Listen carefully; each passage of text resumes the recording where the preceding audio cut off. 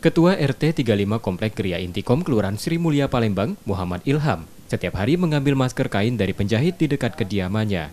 Masker kain ini ternyata dari seluruh gaji ketua RT-nya dari Pemkot Palembang, yang disumbangkan selama wabah virus corona baru ini.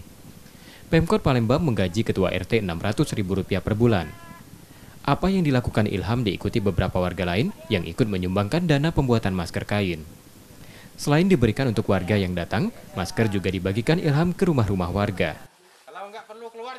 Saya sangat terharu dengan dampak wabah ini. Banyak dari warga kami yang tukang ojek, buruh bangunan yang terkena dampak PHK ini. Berapa sih Pak? Saya sudah datangi satu-satu warga, jumlah cukup banyak. Makanya saya berinisiatif untuk tergerak menyumbangkan insentif RT saya tersebut. Ilham menambahkan, setelah anjuran pemerintah wajib menggunakan masker, ia membuat 100 masker per hari. Ia ingin mengurangi beban hidup warga agar tidak membeli masker saat pandemi ini, sekaligus memutus rantai penyebaran COVID-19. Ardiansyah, Kompas TV Palembang, Sumatera Selatan.